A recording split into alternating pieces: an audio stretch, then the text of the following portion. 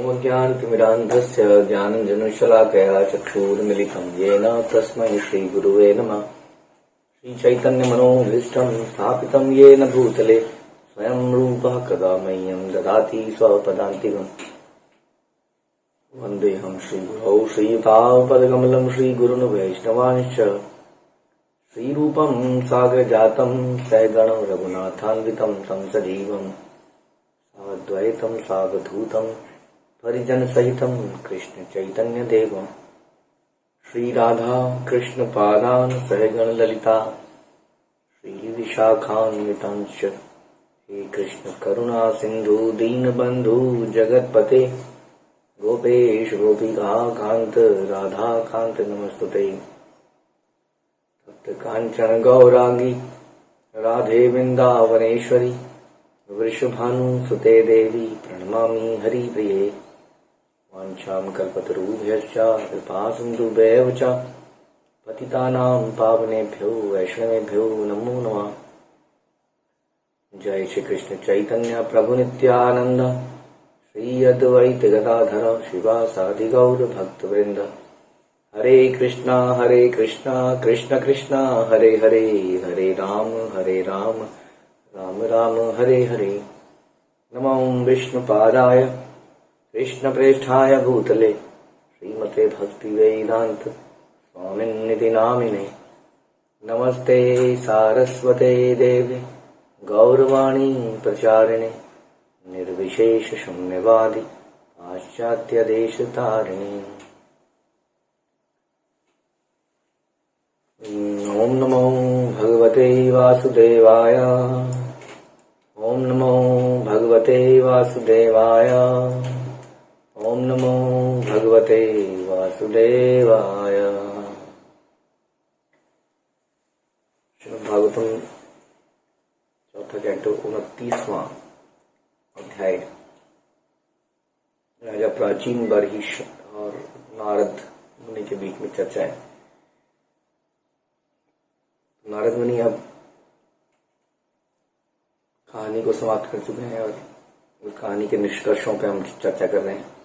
जब भी हम कुछ प्रवचन सुनते हैं तो उसके कुछ निष्कर्ष निकलने चाहिए, action points for me on my life.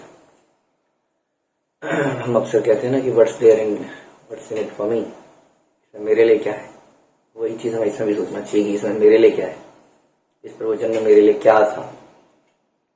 इसका हम विचार करते हैं और नोट्स बनाते हैं, साधना भरते हैं, उसमें भी हम लिखते हैं कि आज के प्रवचन से मैंने क्या एक बात सबसे इम्पोर्टेंट अपने लिए चुनी। उसको भरने से हमारे दिमाग में थोड़ा सा चेतना रहती है उसके ऊपर। तो वही चर्चा चल रही है जो कि बड़ी महत्वपूर्ण लगती है। नारद मुनि बता रहे हैं कि जब हम बोझ लेके चलते हैं तो किस प्रकार हम बोझ को शिफ्ट करते रहते हैं एक हाथ से दूसरे हाथ। और देखा जाए तो हम एक ट्रैवलर हैं। ब्रह्मांड भ्रमित कौन भाग्यवान जीवन कहते हैं।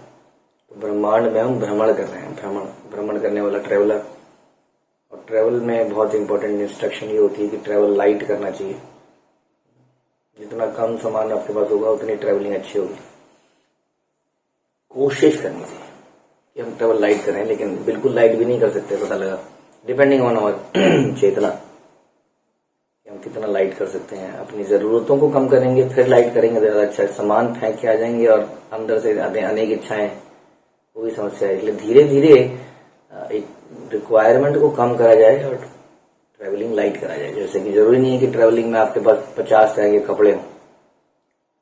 हर दिन सवेरे शाम अलग अलग कपड़े पहनेंगे वगैरह वगैरह। बहुत कुछ खाने की व्यवस्था कर ली जाए, इतना सामान हो जाए कि हम चल ही ना पाए। क्योंकि बहुत सारी बीच में ट्रेन मोड्स ऑफ ट्रांसपोर्ट बदलने पड़ते हैं। कभी हम ट्रेन में होते हैं, कभी हम रिक्शे में होते हैं, कभी हम कैब में होते हैं, कभी हम पैदल होते हैं।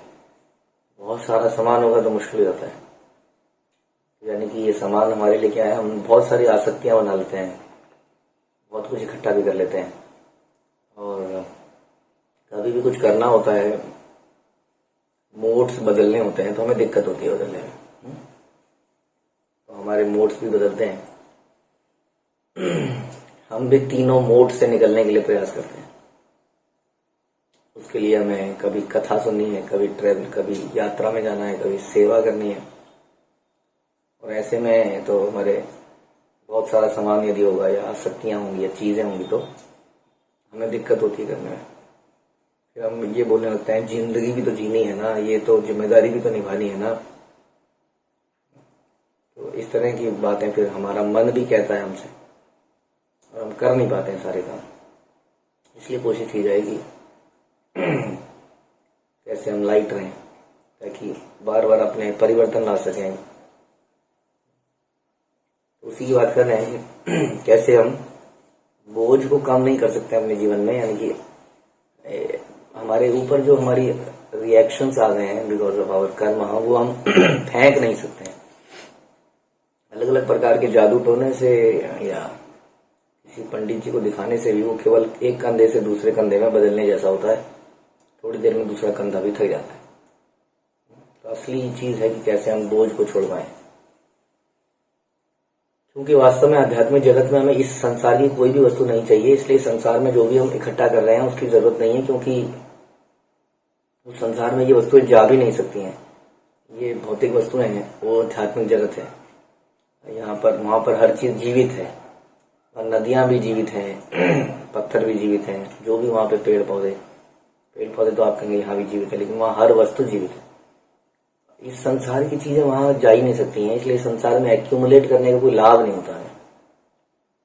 ये बात आगे चलते हैं 34वें श्लोक में कि नारद ने कहा, हे शुद्ध हृदय, कोई भी व्यक्ति कर्मों के फल का कृष्ण भक्ति से रहित अन्य कर्म करके निराकरण नहीं कर सकता। या आप कोई पाप कर्म करें तो पुण्य कर्म करने से वो समाप्त नहीं हो सकते। लेकिन कृष्ण भक्ति से क्यों समाप्त हो जाते हैं? क्योंकि कृष्ण भक्ति से आप कृष्ण को प्रसन्न कर लेते हैं और फिर वो हमारे कर्मों को समाप्त करने में सक्षम है। केवल जिसने सैंक्शन किया है दंड को वही उसको माफ भी करेगा। अल्टीमेट सैंक्शनर कृष्ण, अल्टीमेट जो भी दया कर सकते हैं, हमें निकाल सकते हैं।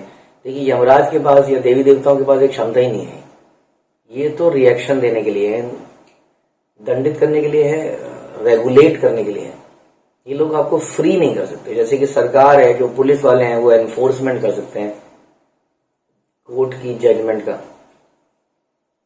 अलग अलग रूल्स एंड रेगुलेशंस को इंश्योर कर सकते हैं। लेकिन जो है गवर्नमेंट कभी रूल्स को ही ड्रॉप कर देती है, प्रेसिडेंट कभी फांसी वाले व्यक्ति को ही माफ कर देता है। तो डिपेंडिंग उनकी क्या पावर है। तो हमें देवताओं के पास ये पावर नहीं है, यमराज के पास ये पावर नहीं है कि वो किसी को दंडित ना करे। यमराज तो केवल वो कर्मों का फल को एग्जीक्यूट करते हैं, लेकिन भगवान कर्मों के फल को समाप्त कर सकते हैं यदि हम भक्ति करें तो। जैसे जगाई मदाई के अनेक कर्मों के फल थे, अनेक अनेक अनेक।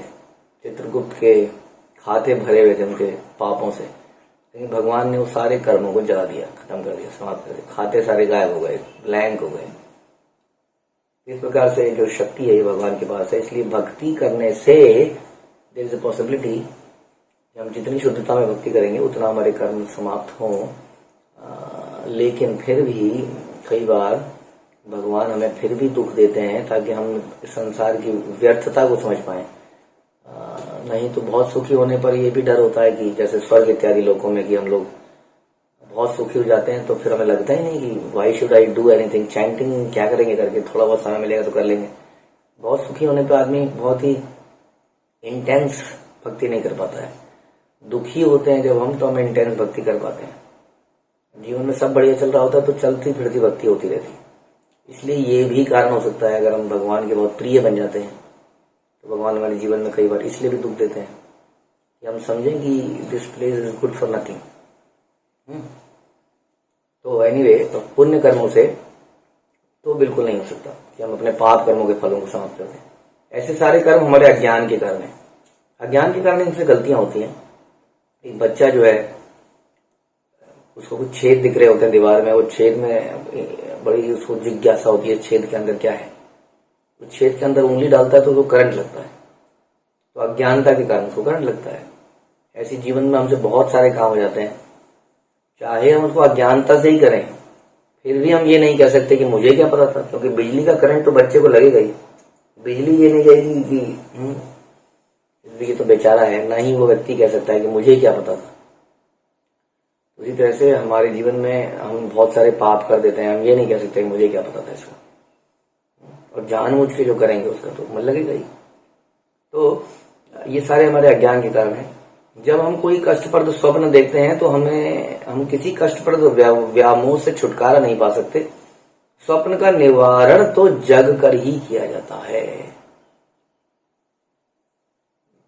यानी कि संसार की जो समस्याएं हैं वो बिना बुलाए आ जाती हैं। हम जब सोते हैं तो कई बार ऐसा नहीं होता, हम सो रहे हैं तो हमने ऐसा कुछ भी माइंड सेट नहीं है, जैसा हमें सपना आ गया, पता नहीं कहां से कैसा भयानक सपना आ गया या गंदा सपना आ गया, और हम कुछ सोच ही नहीं रहे थे उसके बारे में। यानी कि बिन बुलाए अचानक से हमारे जीवन में ये चीजें आ जाती हैं। तो उसका निवारण जो बता रहे हैं कि हम जग जाते हैं तो हमें रिलैक्स हो जाता है, there is nothing like that. उसी तरह से संसार के बहुत सारे दुख जो हमें दुखी कर रहे हैं, जब हम जग जाते हैं कि this is not the place, ये मेरी जगह नहीं है, मेरी जगह कुछ और है, ये जो भी दुख है मेरे जीवन में मेरे कर्मों का फल है, डायरेक्टर साहब की स्क्रिप्ट है, प्ले चल रहा है, प्ले समाप्त हो जाएगा, सब कुछ समाप्त हो जाएगा, ये प्ले विले करना बहुत हो गया, मन नहीं कर रहा। अब अपना असली जीवन जिए, कब तक नकली जीवन जिएते रहेंगे। तो भगवान के धाम में जाके अपना असली जीवन जिए। इस संसार में बहुत प्ले कर लिए, कभी इस परिवार में पैदा हो रहा हूँ, कभी गुप्ता जी के यहाँ पैदा हो रहा हूँ, कभी शर्मा जी के यहाँ पैदा हो रहा हूँ, कभी मल्होत्रा के यहाँ पैदा हो रहा हूँ, अलग अलग रोल प्ले कर रहा हूँ, कभी छोटा बन रहा हूँ, कभी लंबा बन रहा हूँ, कभी गोरा बन रहा हूँ, कभी आवाज पतली है, कभी आवाज मोटी निकाल रहा हूँ, कभी स्त्री बन जा रहा हूँ, कभी पुरुष बन जा रहा हूँ, कभी कॉमेडियन बन जा रहा हूँ। तो बहुत सारे रोल मैंने कर लिए हैं, अनेक बार बार जन्म लेके। तो अब असली जीवन भी जिया जाए, तो इसलिए कष्टप्रद स्वप्न का जो निवारण है वो जगना है। उसी तरह से हमारा भी ये जगना है, हम इस बात से जागृत हों और भगवान के धाम में जाएं। इसी प्रकार हमारा अस्तित्व हमारे अज्ञान तथा मोह के कारण है। जो भी हम हैं आज के डेट में, हमें जो शरीर मिला है ये अज्ञान और मोह के कारण है। इसी कारण से हमें शरीर पे शरीर मिलते जा रहे हैं, या ड्रामे में हमारी एक्टिंग बढ़िया होने के कारण हमें अलग अलग रोल मिलते रहते हैं। ये बड़ा अच्छा एक्टर है, अगली पिक्चर में भी इसको रोल मिलेगा, अगली पिक्चर में भी रोल मिलेगा। हम बड़े अच्छे एक्टर कैसे हैं, हमने बड़ी कुशलता से अपने परिवार को चलाया, नौकरी करी, पैसा कमाया, घर बनाया, बड़ा अच्छे एक्टर बने हम। ठीक है जी, आपको फिर और दिया जाएगा क्योंकि आप और ऐसा करना चाहते हो। इस जगह, इस संसार में कुछ सपने रह गए थे, मरने तक कुछ चीजें तो रह ही जाती हैं हमारी, है ना। फिर उन इच्छाओं के साथ हम मरते हैं, फिर अगले जन्म में हम और अच्छे से रोल प्ले करते हैं, उन इच्छाओं को भी पूरा करने का प्रयास करते हैं जो पिछले जन्म में रह गई। और इस प्रकार से बढ़िया एक्टर को एक के बाद एक रोल मिलते जाते हैं। उसके बाद जीवन बीतने पे वो सोचता है कई बार, मेरी तो सारी जिंदगी रोल प्ले करने में निकल गई, मैंने अपनी लाइफ को ही बर्बाद कर दिया। हमने अपनी असली लाइफ को के बारे में सोचा ही नहीं। कई बार फिल्मी एक्टर और एक्ट्रेस की बड़ी जल्दी डिवोर्स हो जाते हैं, उनकी पर्सनल लाइफ, क्योंकि इतने पूरे दिन शूटिंग शूटिंग शूटिंग, सवेरे से लेकर रात तक shooting, play play play, acting acting acting. तो अपने असली जो इस संसार का जो असली है, जो वास्तविकता में नकली है, उसके लिए भी समय नहीं निकल पाते, असली जीवन भूल जाते हैं। घर में भी आते हैं तो एक प्रकार की एक्टिंग होने लगती है, क्योंकि पूरा समय एक्टिंग ही तो करी है। इसीलिए हमारे साथ भी यही हो गया है। बहुत बढ़िया तरीके से अगर हमने सब कुछ चला लिया जीवन में, तो इसलिए कई बार भक्त लोग अपनी सांसारिक चीजों में, जरूरी नहीं है कि बहुत ज्यादा कुशल हों, कई बार वो बहुत ज्यादा कुशल नहीं होते, क्योंकि उनका सारा ध्यान कहीं और होता है। उनका सारा ध्यान अपने वास्तविक जीवन में उसको प्राप्त करने के लिए, कृष्ण भक्ति को बढ़ाने के लिए होता है।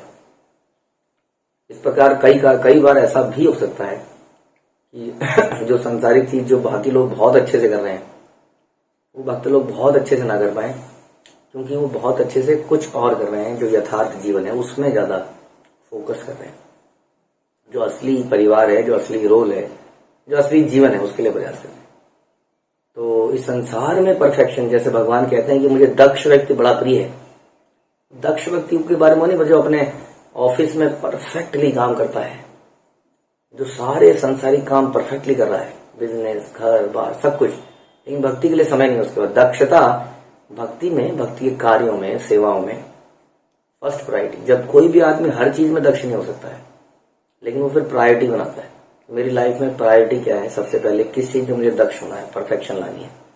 अगर उसमें नहीं है तो बाकियों में परफेक्शन लाना अगेन एक बहुत बड़ी अभिनेता की तरह हो गया, और आपको फिर से रोल मिलेगा, यानी कि फिर से शरीर मिलेगा, उसमें आप फिर से इन चीजों को दिखाओ। संसार में हम दिखाना चाहते हैं, देखिए जी मैं कितना बढ़िया ये काम कर लेता हूँ, मैं कितना बढ़िया ये काम कर लेता हूँ, लेकिन कभी हम विचार नहीं कर पाते कि हम कितना बढ़िया से दक्षता से जप करते हैं। जप में हमारी क्या परफेक्शन है, श्रवण कीर्तन में हमारी क्या परफेक्शन है, भाव में, ह्यूमिलिटी में, विचारों में, भगवान की वर्शिप में, चिंतन में क्या परफेक्शन है। तो वहां पर परफेक्शन लाएंगे तो ये यथार्थ असली ओरिजिनल लाइफ के लिए हम परफेक्शन लाने का प्रयास कर रहे हैं। ये भगवान को बहुत प्रिय है। इसमें लाएंगे तो there is a possibility, although devotee जो भी सांसारिक काम भी होता है अच्छे से करता है, लेकिन फिर भी because of lack of attention there may be a cases जहां पर हम सांसारिक लोगों के जितना अच्छा नहीं कर पा रहे।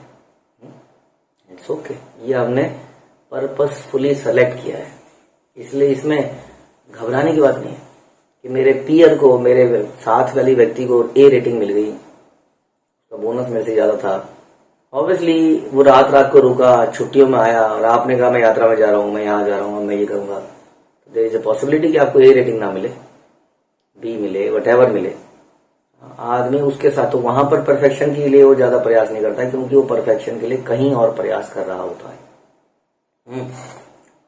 जब तक हमने कृष्ण भक्ति नहीं जग जाती हमें ऐसे स्वप्नों से छुटकारा नहीं मिल सकता। तो ये स्वप्न हमें रियल लगने लगते हैं, असली लगते हैं, सांसारिक वस्तुएं हमें असली लगती हैं, क्योंकि संसार में सब लोग इसको प्राप्त कर रहे हैं और बड़े प्रसन्न लगते हैं। हमें लगता है इसने अगर ये कार प्राप्त करी तो मैं कि उस कार को क्यों ना प्राप्त करूं, मैं भी तो कर सकता हूं।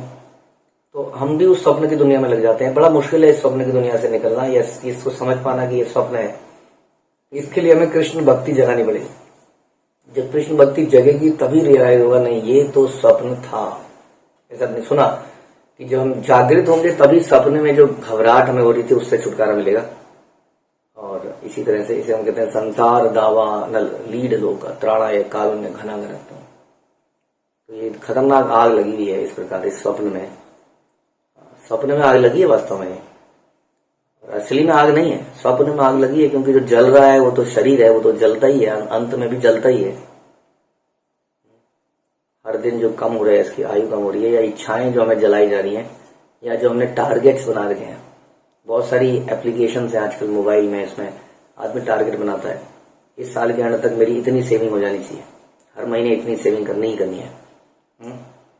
खर्चे कम हो नहीं पा रहे हैं तो डबल इनकम कुछ और भी करना चाहिए, ये भी करना चाहिए, वो भी करना चाहिए। कुछ ना कुछ आदमी निरंतर सोचे जा रहा है। इसको कहते हैं अग्नि, उसमें जल रहा है। जैसे ही उसको रियलिटी का पता चलता है, जैसे गुरु उसके ऊपर बौछार करते हैं बारिश की, तो ये अग्नि शांत होती है। तब समझ में आता है ये मैं क्या कर रहा था, मैं अपना समय को, एनर्जी को, स्किल्स को जो कृष्ण ने दी है वो अपने को जलाने में लगा था।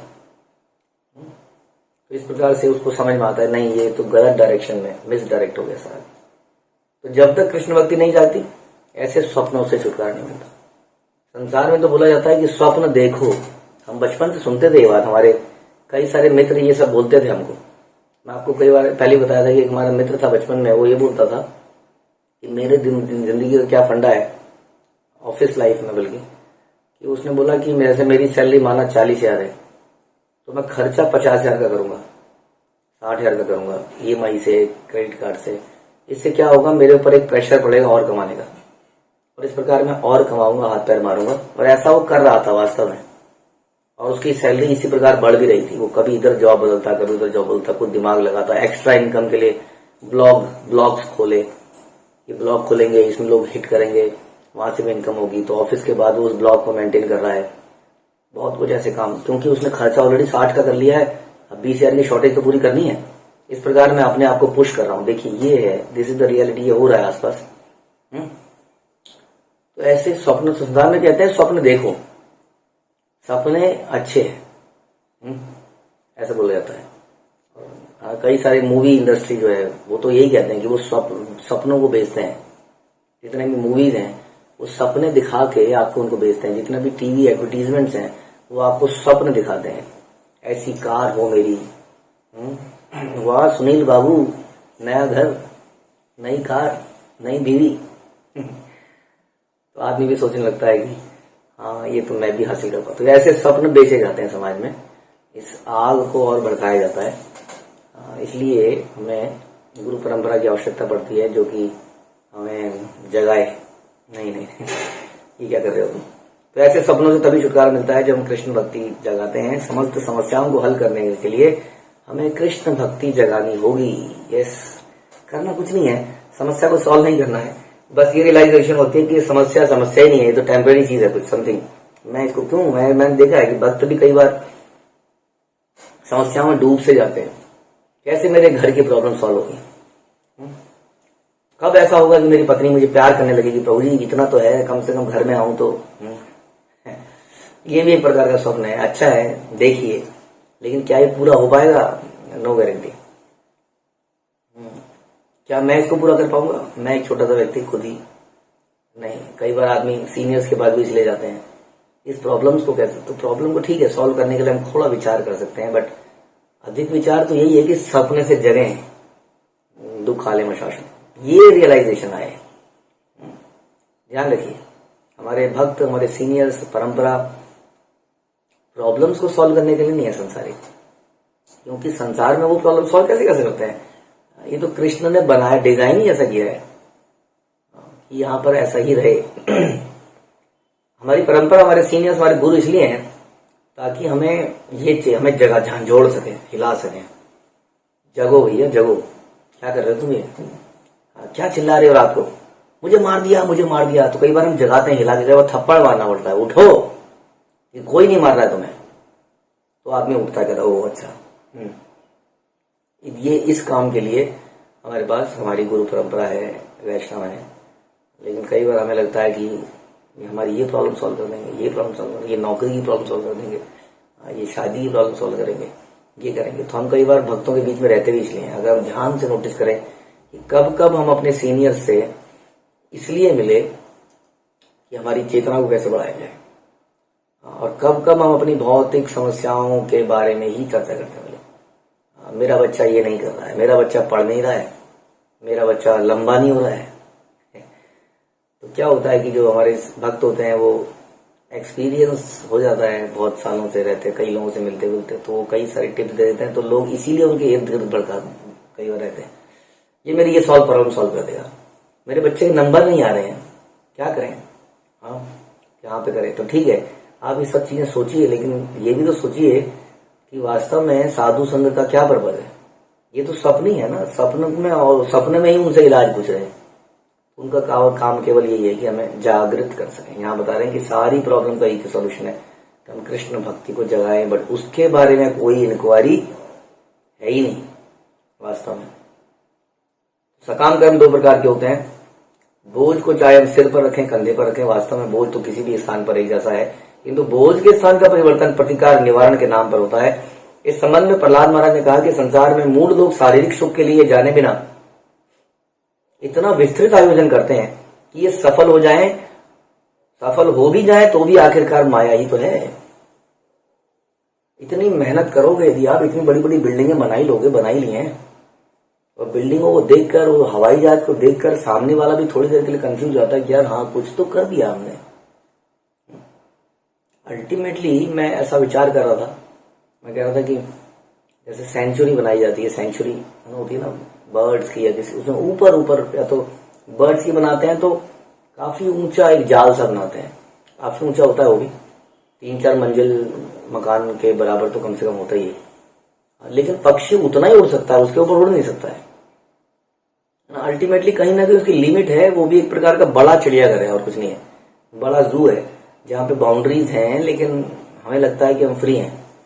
उसी तरह से हम कितना भी आकाश में उड़ रहे हैं, ये आकाश बहुत ही नीचे आकाश है, इसके ऊपर न जाने कितना अनंत आकाश है जहां तक हम पहुंच ही नहीं पाते हैं। तो हम सोचते हैं कि हमने कुछ प्राप्त कर लिया है, लेकिन वास्तव में इसलिए हम बता रहे ये माया ही तो है अल्टीमेटली। परमात्मा कह रहे हैं भोग, लोग शरीर सुख के लिए अहर्निश कार्य करते हैं, शरीर के लिए किसी को कितना भी काम करा लो। मैंने जैसे बताया था, घर वाले भी बड़े खुश होते हैं, मेरा बच्चा बड़ा मेहनत कर रहा है, पता है आपको, रात को 11 बजे आता है, सवेरे चला जाता है, ऑफिस के काम में लगा हुआ है, इसने बिग 4 ज्वाइन कर ली है, इसने ये बड़ी टॉप कंसल्टिंग कंपनी ज्वाइन कर ली है, इसने ये ज्वाइन कर लिया है। और कहीं पे उसको बोला जाए रात को बैठ के प्रोग्राम कर रहा है, सवेरे ये कर रहा है, वहां पे सेवाओं में लगा हुआ है, कह रहे क्या पागल हो गया है, जिंदगी बर्बाद कर लिया, मेरे बच्चे को पागल बना दिया है। तो अहर्निश कार्य करता है संसार में, बहुत मेहनत करता है, तो संसार के लोग ताली बजाते हैं, घर वाले भी ताली बजाते हैं। किंतु सुख प्राप्त करने का यह ढंग नहीं होता है। मनुष्य को भौतिक बंधन से निकलकर भगवान के धाम को वापस जाना है, यही वास्तविक सुख है। हाँ, लेकिन क्या करें, जब हम ही कंफ्यूज हैं तो हम आगे वाले जनरेशन को कंफ्यूज तो करेंगे। आध्यात्मिक जगत के प्रकाश में जाओ, हाँ, इस भौतिक जगत के अंधकार में मत रहो। तमसो मां ज्योतिर्गमय। इस भौतिक शरीर के दुख के निराकरण हेतु दूसरी कष्टमय स्थिति स्वीकार करनी होती है। एक प्रॉब्लम को सॉल्व करने के लिए हम दूसरी प्रॉब्लम खड़ी कर देते हैं, और ये दोनों ही स्थितियां वास्तव में मोह है, इल्यूजन है, ऐसा कुछ है ही नहीं कि प्रॉब्लम है। जैसा कि हम लोग गेम्स खेलते हुए कई बार देखते हैं, ओ गिर गया, मारियो एक कांटे के ऊपर गिर गया, मारियो खाई में गिर गया, या जो भी है, इस प्रकार से हम उसको बचाने में लगे हुए हैं। तुम बटन दबा रहे हैं, वो चल रहा है, इधर गिर रहा है, वो उसका गिरना भी मोह है, उसका बचना भी मोह है।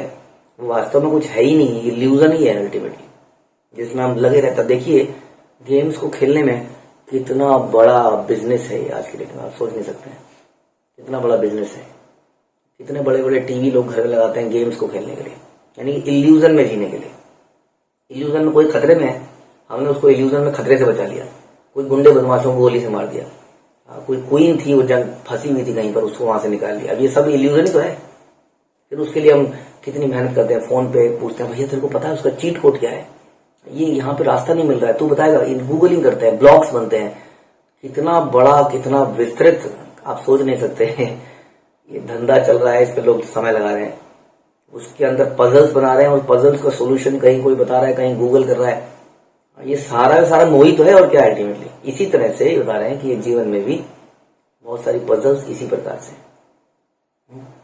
तो वेदों का आदेश है कि भौतिक जगत से अंधकार से उजाले में जाइए। दूसरी स्थिति पैदा मत कीजिए एक प्रॉब्लम को सॉल्व करने के लिए। एक कष्ट के निवारण के लिए दूसरे कष्ट को सहने में कोई लाभ नहीं है। निष्कर्ष निकलता है कि जब तक मनुष्य संसार में विद्यमान है तब तक वह शाश्वत रूप से सुखी नहीं रह सकता। ऐसा हमारे आचार्य बता रहे हैं, ऐसा भगवान भी बता रहे हैं। फिर भी कोई व्यक्ति इसको नहीं मान रहा है तो मूर्ख है, मूर्ख नंबर 1। इसका एकमात्र इलाज है कि भौतिक जगत में सदा के लिए मुक्त होकर भगवान के धाम में वापस जाना चाहिए। इतनी मेहनत फिर इस काम के लिए नहीं होनी चाहिए, लेकिन बचपन से हम कितनी मेहनत किस काम के लिए कर रहे हैं।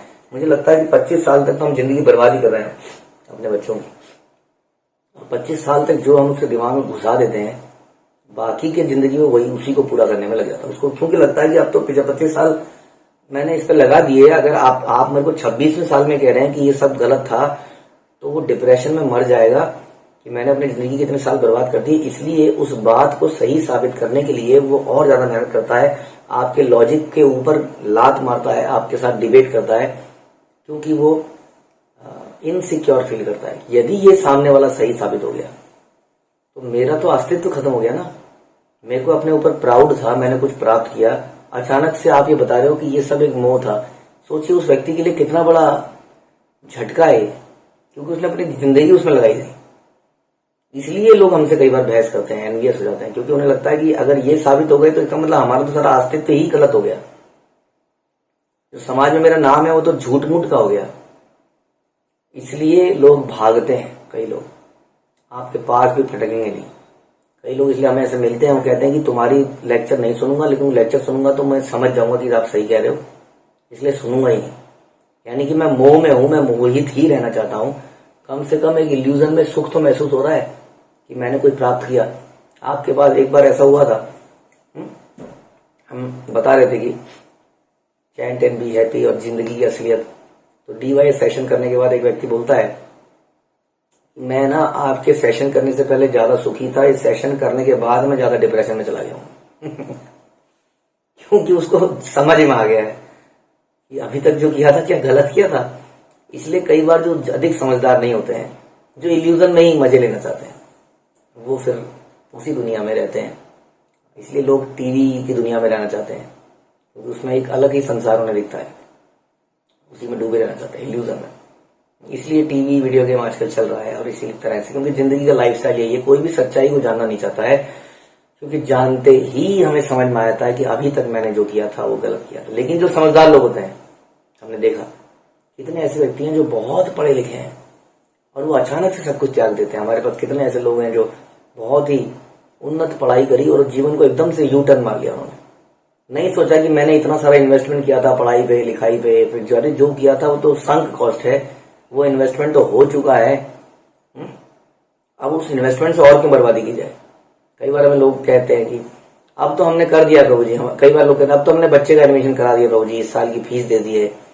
अब अगर फीस दे दी है तो मतलब क्या, मतलब काम तो गलत ही हो गया ना वो। तो उसको और ज्यादा एक साल और बर्बाद किया जाए ताकि उसको वसूला जाए। तो ये जो थिंकिंग है, ये इसको कृपणता कहते हैं, माइजरली थिंकिंग। हमने कुछ गलत चीज खरीद ली, अब उसको वसूल करने के लिए उसको किस तरह इस्तेमाल किया जाए और समय उसमें बर्बाद किया जाए, जो चीज ही गलत है। इसको मैनेजमेंट जो लोग समझते हैं वो समझते हैं इस बात को कि ऑलरेडी मैंने इस पे नुकसान कर लिया और क्यों ना नुकसान किया जाए। इसलिए वो अपने आप को परिवर्तित करते हैं, तुरंत छोड़ देते हैं, त्याग देते हैं। नहीं ये तो गलत ही हो गया, आप कुछ सही स्टार्ट करते हैं। वैसे बहुत सारे लोग हैं जो ऐसा करते हैं, बहुत अच्छी पढ़ाई लिखाई, उन्होंने मतलब इंडिया की सबसे टॉप मोस्ट पढ़ाई करने के बाद भी सब कुछ त्याग के या अपने विचारधारा को बदल के, समझदार लोग ही कर सकते हैं। इसके लिए आपको करेज चाहिए। Only courageous people can do devotion actually. कायर लोग, मूर्ख लोग भक्ति नहीं कर पाते हैं। तो इसका एकमात्र इलाज है क्या है कि भौतिक जगत के लिए सदा मुक्त होकर भगवान के धाम में जाना। आगे बताते हैं कि कभी कभी हम इसलिए कष्ट पाते हैं क्योंकि हमें स्वप्न में शेर या सर्प दिखता है, किंतु वास्तव में ना तो शेर है ना सर्प है। इस प्रकार हम सूक्ष्म रूप में कोई परिस्थिति उत्पन्न कर लेते हैं और उसके परिणामों को भोगते हैं। इन कष्टों का निवारण तब तक नहीं होता जब तक अपने स्वप्न से जाग नहीं जाते हैं। यही बात पे हम चर्चा कर रहे थे। और भगवान कहते हैं कि हे कुंती पुत्र, सुख तथा दुख अस्थायी रूप से प्रकट होते हैं और फिर उनका अदृश्य होना गर्मी और सर्दी के आने और जाने के बराबर है। वे इंद्रियों एवं विषयों के संयोग से उत्पन्न होते हैं, यानी हम ही उनको दुखों को पैदा करते हैं अपने कर्मों से। और मनुष्य को चाहिए कि अविचल भाव से उन्हें सहना सीखे। ताम स्थितिक्षस्व भारत। इस प्रकार श्री कृष्ण ने अर्जुन को बताया कि सारे शारीरिक कष्ट आते जाते रहते हैं, मनुष्य को चाहिए कि इन्हें सहन करे। हमारे सारे कष्टों का यह कारण है कि यह संसार है, क्योंकि एक बार भौतिक स्थिति से छूट जाने पर हमें फिर से कष्ट नहीं उठाने पड़ते। इसलिए वेदों में यह शिक्षा है कि मनुष्य समझे कि वह पदार्थ नहीं है, वह क्या है, ब्रह्म है। यह समझ तब तक नहीं आ पाती जब तक कोई ब्रह्म कर्म अर्थात भक्ति में प्रवृत्त नहीं हो जाता। इसकी जिम्मेदारी हमारे ऊपर है, ध्यान रखिए। जैसा हमने बताया, कोई अगर आपको जगाना चाहता है तो आप जग जाएंगे, लेकिन यदि आप सोने चाहते हैं, सोने की एक्टिंग करते हैं, तो कोई आपको जगा ही नहीं सकता है। कौन सा संत, कौन सा ऐसा महात्मा है जो आपको जगा पाएगा, क्योंकि आप सोना ही चाहते हैं। आप उठ के भी आंख बंद करके लेटे हैं, आपको हिलाया जा रहा है, लेकिन आपने आंख जानबूझ के बंद कर दी, फिर आपको कैसे हिलाया जाएगा, डिफिकल्ट। और ऐसे में कई बार जबरदस्ती कर दी जाए तो आप आग बबूला भी हो जाते हैं, उल्टा प्रहार कर देते हैं और कर्म इकट्ठा कर लेते हैं। तो इसलिए ये हमारी खुद की जिम्मेदारी है कि हम जगें, हम जानें। लेकिन ये बहुत बड़ा इल्यूजन है, इसे निकाल पाना बड़ा मुश्किल काम लगता है। तो इसके लिए एक ही कार्य बता रहे हैं कि भौतिक स्थिति से छुटकारा पाने के लिए कृष्ण भक्ति करनी आवश्यक है। यही एकमात्र उपचार है, यही इसका इलाज है सारी बीमारियों का। इसके लिए हमें मेहनत करनी चाहिए। यहाँ पे बता रहे हैं, इट इज वेरी इंपॉर्टेंट। जीव का वास्तविक हित इसमें है कि वह अविद्या से निकले, जिसके कारण उसे बारंबार जन्म और मृत्यु सहनी पड़ती है। इसकी एकमात्र औषधि है श्री भगवान के प्रतिनिधि के माध्यम से उनकी शरण ग्रहण करना। जब तक मनुष्य श्री भगवान वासुदेव की भक्ति नहीं करता, तब तक वह इस भौतिक जगत से पूर्णतः विरक्त हो सकता ना तो नहीं हो सकता है, और न ही अपने असली ज्ञान को प्रकट कर सकता है। इसलिए भगवान की भक्ति करना एकमात्र तरीका है। और उसके लिए ही बता रहे हैं कि क्या करना पड़ेगा, भगवान के प्रतिनिधि के माध्यम से उनकी शरण में जाना पड़ेगा, तभी इसका कुछ उपचार हो पाएगा। और फिर वो हमें गाइडेंस में हमें बताएंगे कि ये खाना है, ये खाने से पहले, ये खाने के बाद, ये ऐसा, ये गोली इतने बजे, ये गोली इतने बजे, ये वो, धीरे धीरे तब हमें ये स्थिति जागृत होती। तो कृत्रिम भौतिक परिस्थिति से विरक्त होने का यही उपाय है, प्रभुपाद करें। इसकी एकमात्र औषधि है कृष्ण भक्ति और वसुदेव की भक्ति में निरंतर लगे रहना। प्रत्येक व्यक्ति सुखी रहने का प्रयास करता है, और इस सुख को प्राप्त करने के लिए जो विधि अपनाई जाती है वह स्वार्थ कहलाती है। दुर्भाग्यवश संसार के भीतर भटकता जीव, बद्ध जीव नहीं जानता कि उसके स्वार्थ का चरम लक्ष्य वासुदेव है। हमारा स्वार्थ, देखिए हम बड़े स्वार्थी हैं, हम कहते हैं ना, हम हर चीज में देखते हैं मेरा क्या फायदा, मेरा फायदा मतलब इस शरीर का क्या फायदा है। स्वार्थ हमारा वासुदेव ही है। अगर हम स्वार्थी भी बने तो हमें समझ जाना चाहिए कि वासुदेव ही हैं जो हमारे इस आत्मा के सबसे बड़े लक्ष्य हैं। तो स्वार्थी होने के लिए कृष्ण भक्ति, क्योंकि सुखी होने के लिए कृष्ण भक्ति करना जरूरी है। संस्कृति का प्रारंभ मोहग्रस्त देहात मुक्ति से होता है और इसके फलस्वरूप अनेक अवांछित वस्तुओं की श्रृंखला चालू हो जाती है। इस प्रकार मनुष्य संसार में विभिन्न प्रकार के शरीर धारण करता है, अपनी अलग अलग इच्छाओं को पूरी करता है। जब तक मन शुद्ध नहीं हो जाता तब तक इस भौतिक परिस्थिति से छुटकारा नहीं मिल सकता। तो मन को शुद्ध करना बड़ा आवश्यक है, क्योंकि मन ही हमें बताता है कि मैं शरीर हूं, अब मुझे ये चाहिए, अब मुझे ये चाहिए। देखिए मेरे से बड़ों ने इस चीज का मजा लिया था, अब मैं जवान हो गया हूं, अब मैं इस चीज का मजा लूंगा, अब मैं मेरे बच्चों की शादी हो गई, अब मैं इस चीज का मजा लूंगा। ऐसा हम सोचते रहते हैं। भक्ति उन कार्यों को सूचित करती है जो भगवान वासुदेव की सेवा के लिए करी जाती है, ना कि खुद के मजे करने के लिए। और सेवा करने से ही हमें संतुष्टि मिलती है, क्योंकि भगवान वासुदेव सर्वश्रेष्ठ है। अतः मनुष्य को बाकी देवताओं की सेवा नहीं करनी चाहिए। सभी अवस्थाओं का अभिप्राय वासुदेव को प्रसन्न करना है। Yes, that should be our ultimate goal. कैसे भगवान को प्रसन्न किया जाए, नहीं तो हम प्रसन्न नहीं रह सकते। ध्यान रखिए इस बात को। जब मनुष्य वासुदेव की भक्ति में अत्यधिक अग्रसर हो जाता है तो वह शरीर की सेवा से पूर्णतः विरक्त हो जाता है, और इस प्रकार विरक्त होकर वह ज्ञान में पारंगत हो जाता है और भगवान वासुदेव की सेवा में संलग्न हो जाता है। चैतन्य महाप्रभु कहते हैं, जीवेर स्वरूप है कृष्ण नित्यदास। जो ही भगवान वासुदेव की भक्ति प्रारंभ करता है उसकी स्वाभाविक स्थिति प्राप्त हो जाती है, दास की स्थिति। मुक्त अवस्था में मनुष्य अपनी मूल कृष्ण स्थिति में रहता है और मैं और मेरा के मोह के अंतर्गत संपन्न की जाने वाली अनेक वस्तुओं जैसे सेवाओं, राष्ट्रीय सेवा, जातीय सेवा, कुत्ते की सेवा, वाहन की सेवा इत्यादि को तिलांजलि देता है, त्याग देता है। और भागवत में कहा गया कि श्री कृष्ण की भक्ति करके मनुष्य तुरंत अहेतुक ज्ञान और इस संसार से विरक्ति प्राप्त करता है। इस प्रकार मनुष्य को किसी भौतिक इच्छा, मानसिक चिंतन या कर्म के बिना वासुदेव की सेवा में लग जाना चाहिए, यानी कि हमें अपने आप को जगाने की सेवा में लग जाना चाहिए। हाँ, कई लोग कहते हैं कि प्रभु जी माला का सवेरे लेट उठ रहे हैं, आज ये हो गया था, कल वो हो गया था, आपने आज उठाया नहीं, क्या आप मुझे उठा देंगे, मेरे को हेल्प करेंगे। वास्तव में बहुत कुछ किया जा सकता है, लेकिन जब तक उस व्यक्ति के अंदर से ही दृढ़ संकल्प नहीं है तब तक कोई उसको कैसे उठाएगा, यही बात हो रही है। इसलिए ये बता रहे हैं कि हर तरह से वासुदेव की सेवा में लगा जाए और अपने आप को जगाया जाए। जब जगेंगे, चाहे सवेरे जल्दी जगने की बात हो, चाहे मानसिक रूप से जगने की बात हो, जब तक जगेंगे नहीं तब तक कुछ होगा नहीं। तो इसको, भक्ति को इस प्रकार से करना है कि हमारे सारे कष्ट दूर हो जाएंगे।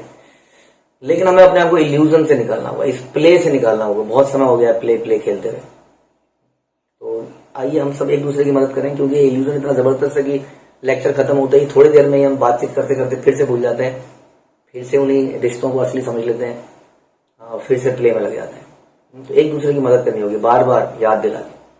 ठीक है, यही समाप्त करते हैं। हरे कृष्णा। श्रील प्रभुपाद की जय। ग्रंथराज श्रीमद् भागवतम की जय।